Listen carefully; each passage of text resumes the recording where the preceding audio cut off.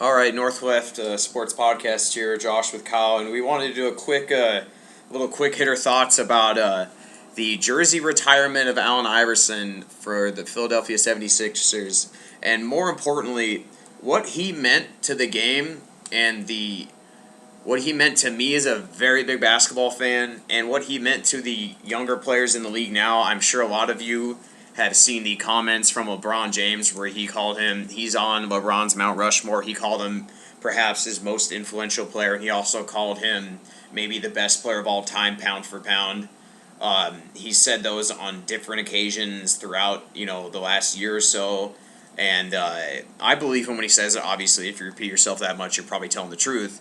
And when basketball was my first love as a sport, and I got really into it at a young age because of the Sonics and Peyton and Kemp and Shaquille O'Neal, my all-time favorite basketball player.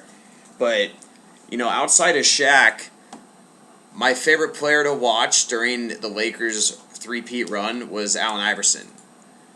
The way that he was just under 6 foot, and he kind of made you feel like, even though he was really small, he showed so much heart that when he was always getting knocked on the floor, always playing through injuries. He's just one of my favorite players to watch. Did he jack up a lot of shots? Yes.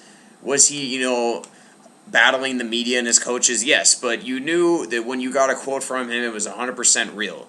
You knew that he was giving his all in the game every single time he was on that court. He willed one of the worst teams I've ever seen into the finals and took a game from the Lakers.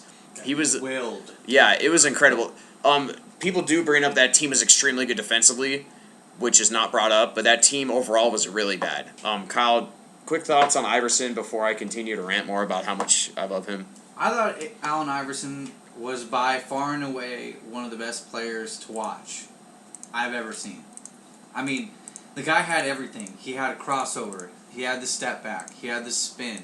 He had the double hesitation fake. He had literally every move you would fantasize on making on the basketball court. He'd actually do this every day against NBA players. Now, one thing I will say, and I'm not trying to dog Allen Iverson at all, but he was a volume shooter. He struggled to make a consistent field goal percentage throughout his career.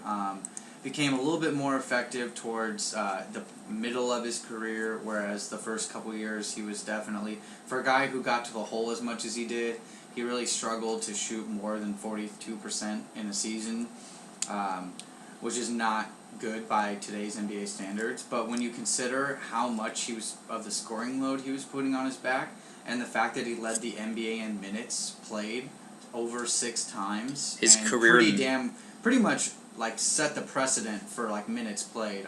There's not even players today that play that much. His career average minutes per game is 41.1. He had a season where he averaged 43.7 minutes per game, which means on average he was getting about 4 minutes of rest a game. Yeah. That's it. That's psycho. And I will say the one thing that people may say, or when I point out his low field goal percentage, one thing that has to be taken into that account is how often he was getting to the line. I mean, for a guy his size, he was getting to the line over 9 times a game, sometimes 10, depending on the season. One year in 2005-2006, he had over 11.5 free throw attempts per game, 11.6 2 years later, which shows that he was getting smarter as a player. One of the things that always aggravated me about AI was this whole practice thing. I think he poisoned a lot of the younger players coming into the league who may not have thought they needed to work as hard to be as good as him because he had so much God-given talent. That being said, he's probably in the top 10 most influential players in any sport history. I would venture to say that close, but since Michael Jordan, he is the most influential NBA player that has come out. I mean, he's not the best by any stretch, but the way he affected not only the basketball community and fans and players, but also bringing the hip-hop world into it as well. Yeah. Wearing the chains at the press conference, wearing the do-rags, wearing the oversized shirts. He really embodied the connection between the hip-hop world and the NBA basketball world, and he really brought them together. Yeah. I mean, if you asked a lot of probably hip hop artists, during his time and peak, he would be a lot of their favorite player, I would assume, if you took out allegiance, to specific teams like the Lakers or things like that. I mean, everyone loved watching this guy play. Yeah, no, he's incredible. His usage rate, career 31.8. I believe there's only 2 players in the league right now that have a usage rate that high in this season, and one of them is Kevin Durant, the other one's LeBron James. Yeah, like he literally held the ball. Yeah. 30% of the time. And one thing that's not brought up is he was so athletic and so fast. He's one of the fastest players I've ever seen on a basketball court. He's right up there with Russell Westbrook. He was faster than Derrick Rose. I mean, in a race, I would take him over Westbrook if they were both in their prime. The way he played passing lanes, there's a reason his career average is 2.2 for steals. I mean, this dude could play passing lanes like almost no one I've seen because of his anticipation and athleticism to close those passing lane gaps. I mean, that's another thing that made him really exciting to watch is at any point, if he's on defense, even though he wasn't that good of an on-ball defender, what he did in the passing lanes made it so fun to watch any breakaway dunks or, layups or things like that and creating extra opportunities for his team. Yeah, he also led the league in steals 3 straight years. Towards his 30s, he became a really great assister. He had over 7 assists in 5 or 6 straight seasons. He's just one of the most He's just one of the most fun players to ever watch, and I just think that he provided a good example for some of the more ghetto thug kids growing up, for lack of a better term, in the projects. Even though he wasn't necessarily the best basketball influence as far as achieve your dreams through working hard, it was more about like an attitude of like you can do it if you just believe, which I think is, that's just who he was. Never a great 3-point shooter, but he didn't have to be. I just think that he just embodied, I think, what the NBA represented for a long time, something that they're clearly trying to move away from. Absolutely. But at the same time, you can't take away the fact that this is a guy who stepped out on the court. He's kind of like the extended career version of like a Michael Irvin for football. Like, didn't have to practice. Well, obviously, we all know Michael Irvin like balled out at practice, but that didn't change the fact that he was out till 6 a.m. doing practice. And a lot of times he showed up late. Puking, but still practiced harder than everybody. Yeah. So they're different in that aspect. Right. Well, I mean, Iverson worked his ass off when he was there. Yeah, he just didn't show up a lot of times. And nobody really knows if he had like an alcohol problem or if he had a drug problem. It was never really surfaced as far as I can I don't remember him being in. For a guy who was considered to be like this, I don't practice, I just chill type player, like he wasn't out there getting in trouble.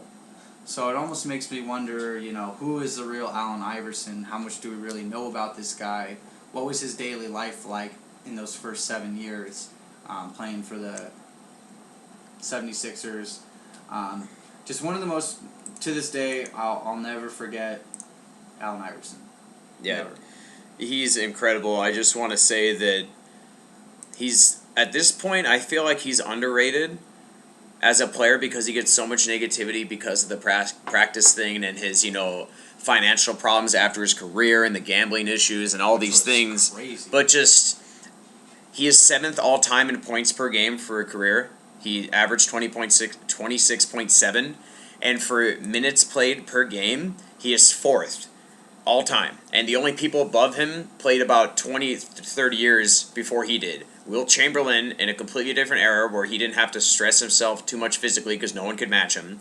Bill Russell, who happened to be probably the smartest player of all time, perhaps. And Oscar Robertson, an absolute freak who never took a day off and averaged a triple-double. And then you go Iverson. And then you go Elgin Baylor, who is also one of the most athletically gifted players ever. And then LeBron James. And that just speaks for itself. I mean, everyone on this minutes per game list is a Hall of Famer. The only one in the top 15 that isn't likely to be, is Latrell Sprewell, who is also a very good player. Yeah. So, just with all that said, I just wanted to get some thoughts out there for Allen Iverson. Incredible player, one of the most influential players of all time. And if I was an NBA player, I feel like I would have modeled the way I play the game like him, with all heart and all determination and all a will to win. And the saddest thing is, this guy didn't have to retire. I mean, if he was willing to just Be a role player, Yep, come off the bench, light it up, Jamal Crawford style in terms, I mean, not as a shooter, but, create havoc on the offensive end. Yeah, no, he still could. He could play. I wouldn't even doubt it. He could get off the couch today and score 35 points. I'm sure that if he wanted to, he could be playing in Europe and no one could stay in front of him still to this day with that incredible crossover. Really quick before we go, just YouTube Allen Iverson crosses over Jordan. It's him as a rookie, and he breaks Jordan's ankles, and Jordan just looks at him and gives him this kind of look where I feel like what I think Jordan's thinking in his head is like, the kid's for real. Yeah. So, which is really hard to make Michael do. It's Yep. the last thing in the world he wants to show in his face on the court, but when you're on the ground and he's got it. Just drills a 22-foot two-pointer. What are you going to do? Yeah, in today's world, people would call that a bag shot because it wasn't a three from the top of the key, but doesn't matter. It's just Iverson was incredible. It's just so. AI. Yeah. Just AI. Perfect nickname. He was the answer to why Philly was good. Yep. He was the answer to who works the hardest on the court during the game, who has the most heart. Yep. Great player. Will surely be missed. Do you have any feeling of him possibly making a return at some point? There's no way he'll make a return. Yeah. Yeah, It definitely seems like he's settled into the dad role. Yeah. And like calmed down and stuff like that. Obviously there's a lot of mixed news about his financial problems and things like that. I hope that he has a lot of that money left. I hope that he's got his potential alcohol and gambling problems under control. I hope that he becomes a great family man and corrects some of the issues that he might have seen growing up from his parents or his dad specifically. I know that, used to see his mom at the games all the time, and then dad wasn't there. He's had a really crazy life. There's a 30 for 30 documentary on him for the potential murder he almost was involved when he was the number one pick. Yeah, when he was a number one high school football recruit as a quarterback as well.